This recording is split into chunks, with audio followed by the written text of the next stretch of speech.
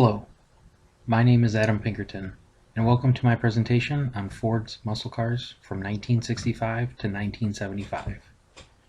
Through this presentation, I hope to stimulate your car senses into the muscle car era with Ford Motor Company. The following slides will not be all of the muscle cars that rolled out of Ford factories, just the ones I appreciate the most. The muscle car, an American-made two-door sports car with a powerful engine. From Webster's Dictionary. Characteristics of the muscle car include bigger tires, larger displacement engines, brighter and more vibrant color schemes, leaner and more flowing body lines, and a stance where the back of the car is slightly higher than the front. The Big Three rolled out many muscle cars, including the Dodge Challenger, Dodge Charger, Pontiac GTO, Plymouth Roadrunner, and Chevrolet Chevelle, to name a few. There was one thing that tied all of these vehicles together: their availability of big V8 power under the hood. The muscle car era of the late 60s and early 70s was all about speed.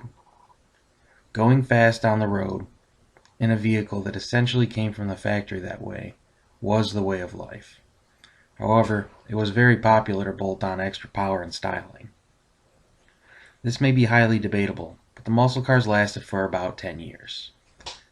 Due in part mostly to emission regulations forcing car manufacturers to produce smaller, more efficient vehicles. The Mustang. The car arguably started it all. The Ford Mustang was released April 17, 1964.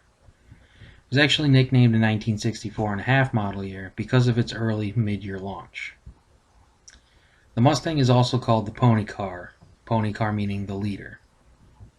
The chief design engineer was Joe Oros, and the Mustang is also historically known as selling over 1 million vehicles in its first 2 years. The Mustang was originally released in 3 different body styles: the convertible, the hardtop, and the legendary fastback. Prototypes floated around of 4-door and wagon-type Mustangs. However, they never made it to production. The Mustang was famous for having a very European-type design with American power under the hood. The hood itself is very distinct given its very long, lengthy body look, and the 2 doors with the 4-person seating is very distinct for the Mustang. In 1969, Ford decided to give a style freshening to the Mustang. This is also the year the Boss Mustang was introduced. The Boss Mustangs are typically lighter and stripped down versions of the Mustang to get rid of luxury features like air conditioning. They also come with upgraded suspension for racing, bigger tires, and a couple body styling features that really make the Boss very distinct. The biggest feature of the Boss are the engines. 302 and 429 for 1969, but they're not a normal 302 and 429. They're usually beefed up a little bit.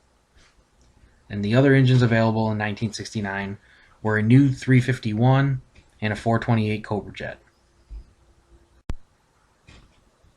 The Ford Fairlane was introduced in model year 1955 and discontinued in 1971.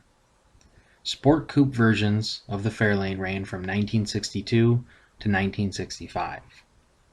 There were a lot of available engines for the Fairlane, including the 223, 260, 289, 292, 332, 352, 390, 427, and the 428 Cobra Jet engine. 1966 introduced a larger body with the reintroduction of the Fairlane convertible. Headlights changed from side to side to a stacked layout. Ford introduced the Fairlane to the dual carbureted 427 big block Ford in 1966 as well. Ford also produced about 57 fiberglass hood versions of the 1966 Fairlane, sporting the 427 big block as a race version. In 1967, the Fairlane mostly stayed the same except for the availability of disc brakes. In 1968 and 1969, the Fairlane shared the same body as the Torino. The Fairlane was the lower end package, while the Torino took the higher level. The last of the true muscle car for the Fairlane was the 1969 Fairlane Cobra. Equipped with a 4-speed manual and 428 Cobra Jet engine, this was a drag-ready package. The Ford Torino was introduced into the 1968 model year. Included a very distinct fastback rear-end styling. Introduced to replace the Ford Fairlane, even though the Fairlane ran until 1971. The Torino came standard with a 302 small block V8. However, you could get an optional 427 Cobra big block V8 stuffed in there. Available with a Ram air shaker hood, Hurst 4-speed manual transmission, rear window louvers, 15-inch Magnum 500 wheels, traction lock rear differential, high back bucket seats, and available hideaway headlights. The 1972 model year for the Torino launched some new body styling. No more GT or convertible models were available. Instead, the GT changed to the Grand Torino.